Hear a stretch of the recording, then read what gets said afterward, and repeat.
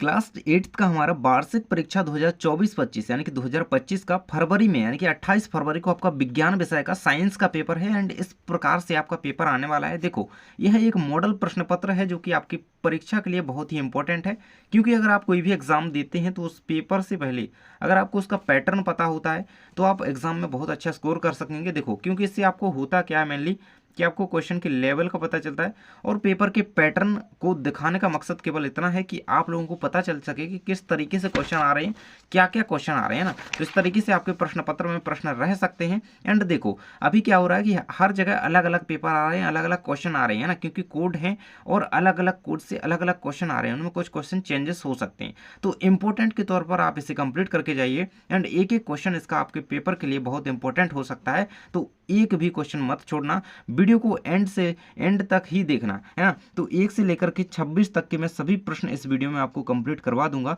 पूर्णांक आपका वही 60 नंबर का रहने वाला है और समय आपको 2.5 घंटे का मिलेगा। तो चलिए देख लेते हैं। यहाँ पे सबसे पहले निर्देश में कहता है कि सभी प्रश्न हल करना अनिवार्य है। जैसा कि मैंने बताया कि यह एक मॉडल प्रश्न पत्र है, ठीक है। और सबसे पहले आपको बहुविकल्पीय प्रश्न आ जाते हैं 1 से लेकर के 5 नंबर के प्रश्न तक। इस तरीके से आपके क्वेश्चन रहेंगे। देखो, प्रत्येक प्रश्न के लिए 4 विकल्प दिए गए हैं, 1 2 3 4, है ना, जैसा कि हर पेपर में आपके हो रहा है। तो पहला क्वेश्चन इसमें दिया गया है, अक्षय प्राकृतिक संसाधन। अक्षय मतलब होता है जो मतलब खत्म नहीं हो, जो स्रोत है ना, एकदम बहुत ज़्यादा हो, है ना, जो खत्म नहीं होता है। अक्षय प्राकृतिक संसाधन तो खनिज, ये तो खत्म हो जाएंगे। सूर्य का प्रकाश, कोयला या फिर पेट्रोल। तो देखो, कोयला खनिज वगैरह तो ये तो खत्म, लेकिन अक्षय ऊर्जा संसाधन जो है वो सूर्य का प्रकाश होता है ना, सनलाइट। तो सूर्य का प्रकाश इसका राइट आंसर लगा लेना है। अगला क्वेश्चन है, एड्स किसी संक्रमित व्यक्ति से दूसरे स्वस्थ व्यक्ति में किसके जरिए फैल सकता है। तो साथ भोजन करने से, पीड़ित के द्वारा रक्तदान से, साथ साझे कंधे के प्रयोग से या फिर मच्छर के काटने से। तो पीड़ित के द्वारा रक्तदान से, है ना। अगर ब्लड यहाँ पे डोनेट किया जाता है जिससे एड्स है दूसरे स्वस्थ व्यक्ति को, इस तरीके से हो सकता है। तो इसका बी नंबर ऑप्शन याद रखना।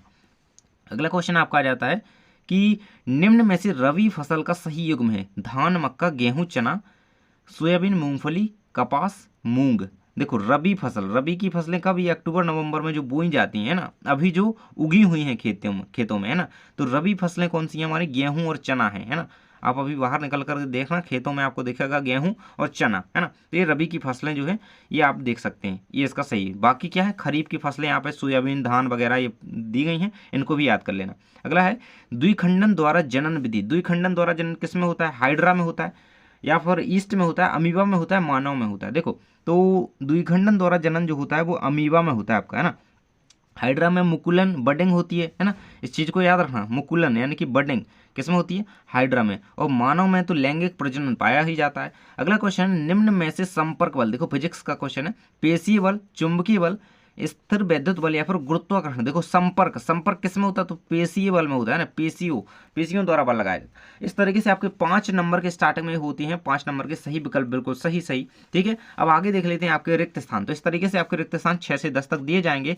एंड इसमें आपका 6वें नंबर का प्रश्न है कि जून से सितंबर माह तक खालिस्तान फसल की बुआई की जाती है। तो अभी मैंने बताया आपको कि रबी फसलें तो ये होती हैं गेहूं, चना, है ना, जो कि अभी मतलब अक्टूबर नवंबर में बोई जाती हैं।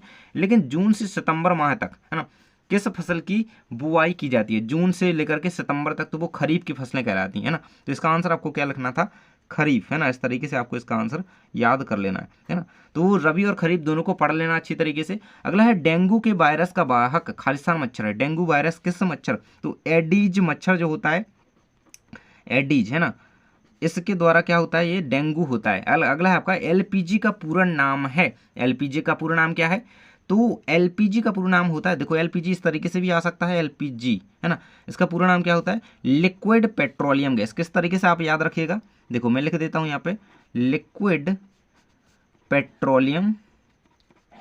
पेट्रोलियम गैस, है ना। इस तरीके से आपको इसका उत्तर लिखना है। अगला है, अलैंगिक जनन में केवल खालिस्तान जनक शामिल होता है। तो भाई केवल एक जनक होता है ना, अलैंगिक जनन में केवल एक जनक, है ना, एक जनकीय प्रक्रिया होती है। अगला है आपका, किसी वस्तु पर लगने वाले धक्के या खिंचाव को, है ना, किसी वस्तु पर जो बल या धक्का लगता है, मतलब खिंचाव वगैरह उस पर लगता है, वो क्या कहलाता है, उसे हम बल कहते हैं ना। धक्का, देखो बल से ही किसी वस्तु की स्थिति में परिवर्तन होता है। अब हम भाई यहाँ पे अपना पृष्ठ पलट लेते हैं, पीछे की ओर चलते हैं। यहाँ पे आपका अति लघु उत्तर प्रश्न का जो पोर्शन स्टार्ट होता है 11 से 16 तक, तो 11 नंबर का प्रश्न दिया गया है कि खरपतवार से आप क्या समझते हैं, ये फसलों को किस प्रकार से हानि पहुंचाते हैं। यहाँ से हमारी दो दो नंबर के दो अंकीय प्रश्न स्टार्ट हो चुके हैं। तो खरपतवार क्या होते हैं, देखो इसका उत्तर मैं आपको स्क्रीन पर दिखा देता हूँ। जो मतलब हमारी फसल उगी हुई है उसमें कुछ ऐसे पौधे जिनकी हमने फसल बोई ही नहीं थी, मतलब जिनके बीज ही नहीं डाले थे, अवांछनीय पौधे एक तरीके से, है ना, जो बिना काम के उग आए हमारी खेती में, फसल में, तो वो क्या है, खरपतवार कहलाते हैं। ये भूमि से जल, पोषक तत्व आदि खींच लेते हैं और फसल मतलब फसल को मिलने वाले पोषक तत्व खुद खींच लेते हैं, जिससे फसल की कम कहें कि विकास हो पाता है ना। तो इस तरीके से आपको इसको खरपतवार को याद कर लेना है। अगला क्वेश्चन आपका है जंतुओं तथा पौधों में, है ना, जंतुओं और पादपों में सूक्ष्म जीव द्वारा होने वाले दो रोगों के, है ना, दो रोगों के नाम लिखने हैं जो पादपों में और जंतुओं में होता है।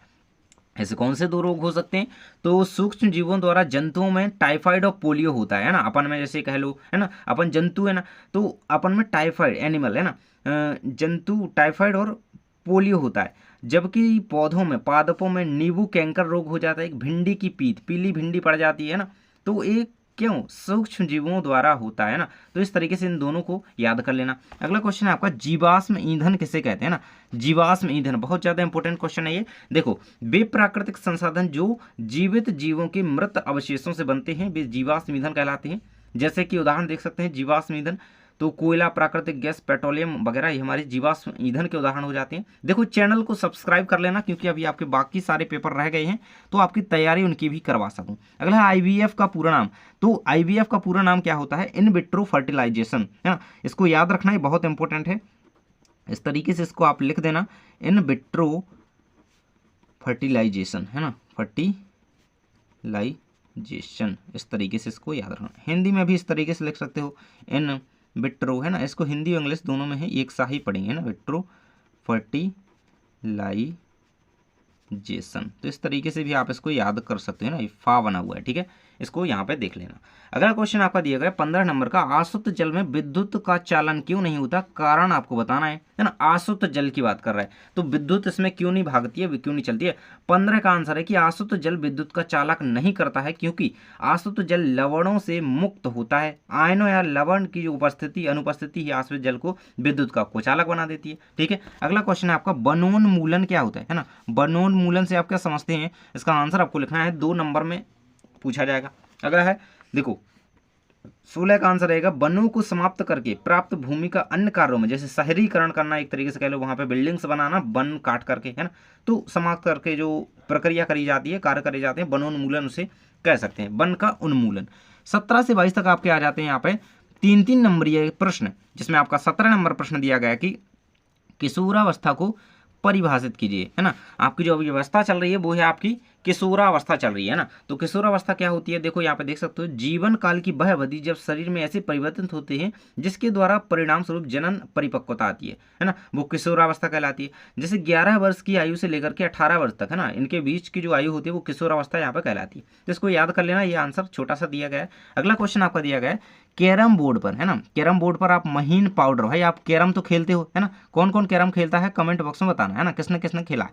और आप उस पर पाउडर डालते हो, है ना, क्योंकि इस पर स्ट्राइकर क्या है, तेजी से खिसके गति करे, है ना। तो कैरम बोर्ड पर हम महीन पाउडर घर्षण को कम करने के लिए, है ना, उससे क्या होता है, मतलब चिकनाई सी आ जाती है एकदम, है ना, तो घर्षण कम हो जाएगा और स्ट्राइकर तेजी से भागेगा हमारा ना, इस तरीके से, ठीक है, इसको याद कर लेना। अगला क्वेश्चन है जब घर में कौन से स्रोत ध्वनि प्रदूषण उत्पन्न करते हैं, ना, मतलब कौन से शोर मचाते हैं घर में, है ना, कौन से ऐसे जो हमारे घर में चीजें होती हैं, है ना, वो ज्यादा मतलब हो कि आवाज करती हैं। तो टीवी वगैरह तो सभी को पता है ना, जैसे टीवी हो गया, टेलीविजन, मिक्सी हो गई हमारे घर में चलती है ना, मिक्सर वगैरह, कूलर हो गया और ट्रांजिस्टर हो गया, रेडियो, रसोई घर के कुछ उपकरण जैसे बर्तन वगैरह हो गए। तो ये क्या होती हैं, इनसे क्या होता है, एकदम से ध्वनि प्रदूषण, हल्ला होता है ना, तो ये चीज याद रखिएगा। अगला क्वेश्चन आपका होता है कोयला हमें कहाँ से प्राप्त होता है और यह कैसे बनता है। कोयले की बात करी जा रही है ना, तो एक प्रकार का ईंधन है, यह कहाँ से प्राप्त होता है, तो हमें जमीन के अंदर से प्राप्त होता है। आंसर दिया गया है कि कोयला हमें जमीन के अंदर से मिलता है।